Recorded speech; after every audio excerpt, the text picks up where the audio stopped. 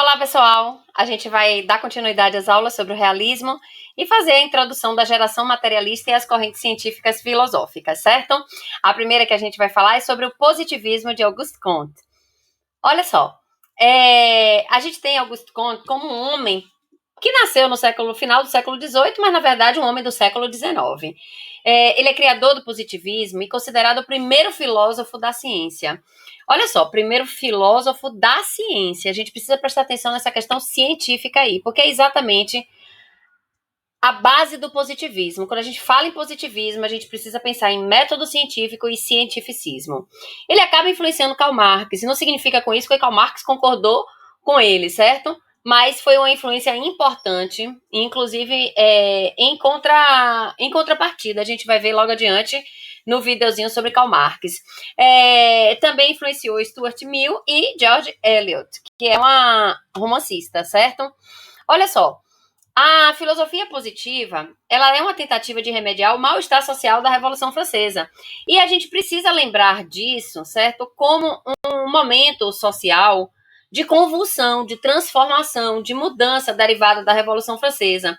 E o positivismo vem exatamente para tratar do lema, certo? Que a gente segue aqui no Brasil ou tenta seguir, que seria o lema ordem e progresso, certo? A base do pensamento científico de Auguste Comte fala exatamente de ordem e progresso. Vamos lá adiante que a gente vai ver como é que isso se configura. O conceito de sociologia de Auguste Comte e do evolucionismo social, olha a palavra evolucionismo aí, tem a ver com quem? Com Charles Darwin, exatamente. A gente pode parar para pensar que ele foi uma grande influência para os teóricos sociais e antropólogos de primeira instância nessas análises sociológicas e acabou sendo uma mega influência, digamos assim, para Durkheim, que é considerado, certo, o grande nome da sociologia no mundo até hoje. São as bases do pensamento sociológico, é a base do desenvolvimento da sociologia em geral, certo? Principalmente na questão acadêmica, né? Os princípios básicos da filosofia positiva de Comte se pautam, na verdade, na negação de uma explicação de fenômenos naturais.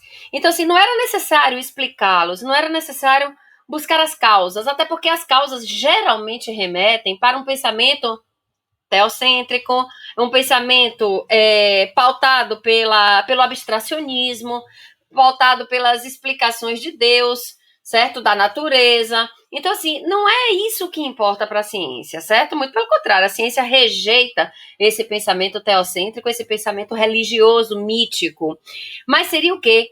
Quais são as leis que regem os fenômenos? E aí a gente começa a pensar numa coisa muito bacana, certo?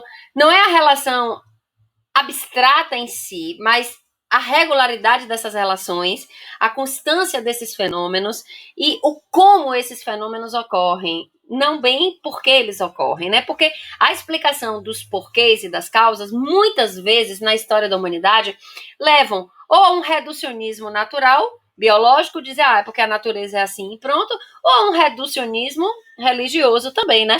De se atribuir a Deus a criação de todas as coisas e o funcionamento do mundo, das sociedades, da natureza, do homem, etc. Né? Então, a ciência ela é negacionista em relação a todos esses princípios que são considerados princípios antiquados, certo? Já ultrapassados nesse processo aí.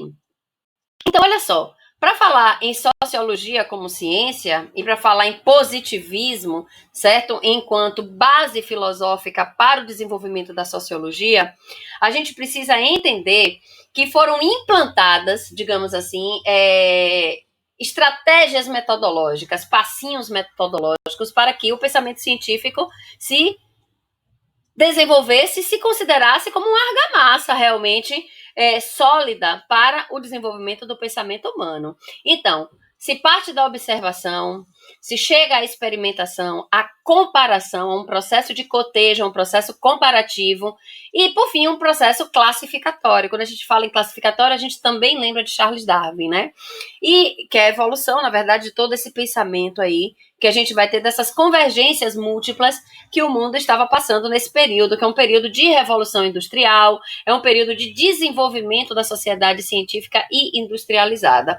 Então, olha só, para compreender a realidade social, é preciso que haja um método de estudo. E esse método consiste na observação, experimentação, comparação e classificação. É nesse período que a gente vai ver muitos personagens na literatura se desenvolverem diante desse conceito de classe. Então, o personagem humano, individual, único, como a gente tinha no romantismo muitas vezes, aquela senhora como Aurélia Camargo, do romance de José de Alencar, a Senhora, tão interessante assim dentro do realismo e do naturalismo, nessa concepção literária e histórica, porque é um personagem único, ele é um personagem específico, com nome, sobrenome, e não representa um tipo inteiro de uma classe, muito pelo contrário, a Aurélia era uma mulher singular, ela consegue ser uma revolução dentro do próprio pensamento feminino da época, embora ela mantenha todo um arcabouço, toda uma estrutura de comportamentos que coadunam com a mulher da época. Entretanto, a gente vai ver já no realismo uma outra preocupação, uma preocupação muito maior de tipificar os personagens, de transformar aqueles personagens sobre os quais se escreviam romances em personagens representativos de uma classe, para que esse fenômeno sociológico, esse fenômeno do funcionamento social das sociedades como um todo pudesse ser melhor entendido. É a compreensão da realidade social. Então, o romance também se presta como um objeto de estudo científico da realidade. Bem bacana isso, porque através do realismo, eu estou falando de romance, eu estou falando de estrutura de texto, certo? E através do realismo e do naturalismo, a gente vai ver esse fenômeno acontecendo. Olha só, Comte defendia 3 estados teóricos na evolução das concepções humanas. Olha a teoria da evolução aqui de novo. Ele diz o seguinte, que o ser humano parte, em princípio, de um estágio teológico ou fictício. Olha só que a teologia está associada à ficção e a mito, isso é bem importante, porque na hora que ele classifica dessa forma as religiões, significa que ele está separando o conhecimento científico, conhecimento derivado de um estudo, de uma observação, de uma experimentação, de uma comparação, de uma classificação, do pensamento abstrato, do pensamento religioso, do pensamento pautado em crenças culturais. E aí, ele diz que o primeiro estágio teórico do ser humano é o estado teológico ou fictício. Parte para um segundo estágio, que seria já um estágio intermediário entre o estado teológico e o estado científico. Por outro lado, além de intermediário, ele é também um estado de evolução, evolucionista, digamos assim. É como se o homem teológico, ele evoluísse a partir da abstração, sai da ficção, entra na abstração, desenvolve o pensar metafísico, que é o pensar na própria existência, o pensar no estar no mundo, no eu, no si mesmo e no eu social também, e parte para o estado científico. É como se não houvesse fuga para o ser humano, não houvesse outra hipótese. O homem que sai do pensamento teológico, da crença mítica, ele desenvolve ali, ao longo da história da humanidade, um pensamento metafísico até chegar ao pensamento científico em si. Qual é o pensamento dos estados teóricos aqui que realmente interessa ao romance realista naturalista? O pensamento científico positivado, ok? Então, olha só, eu gosto muito dessa frase de Comte, porque ele diz assim, saber para prever a fim de poder. Nesse momento, a gente vai ver a chave de uma questão super importante. O saber científico, ele nos torna capazes de prever. E quando a gente prevê, a gente é capaz, a gente pode, a gente consegue fazer alguma coisa. E isso é muito bacana, na verdade, porque a ciência ajuda o homem a viver melhor e a tomar decisões e a saber o que fazer. Ele simplesmente não fica de braços cruzados esperando que o Deus ou que uma outra raiz mitológica, religiosa, etc e tal, venha a resolver os problemas da sua vida, da sua questão naquele momento, a sua questão, os seus problemas daquele momento determinado.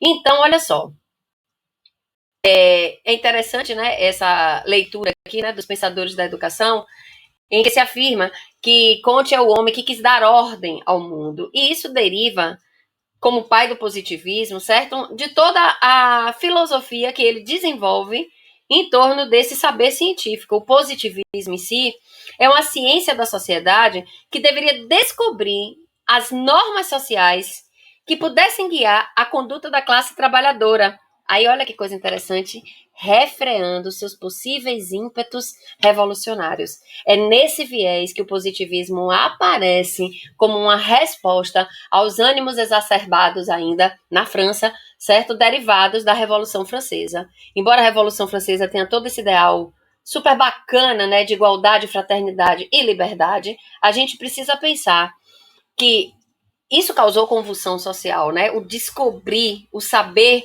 do poder popular pode causar o que os poderosos sempre temem, que é a mudança, a transformação.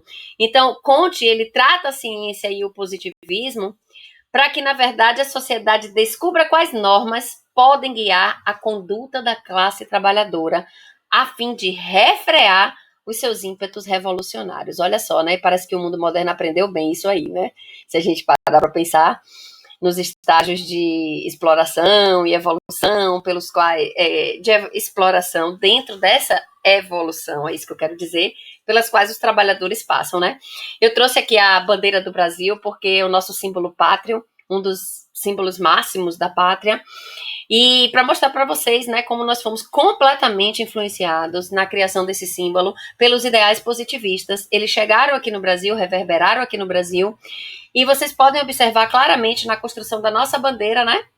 Qual é a frase impressa? A gente tem aqui a grafia, a gente tem a escrita, não só a linguagem simbólica, mas a linguagem verbal também. E a gente lê exatamente o lema de ordem e progresso, certo? Nessa situação de cidadão brasileiro e de amor à pátria. Então, como é que nós devemos nos comportar? Mantenedores da ordem e propulsores do progresso. Saquem só, interpretem e pensem o quanto isso é profundo. Então, olha só, a citação original de Comte, né? Retirada aqui do Guia da Filosofia, o amor por princípio.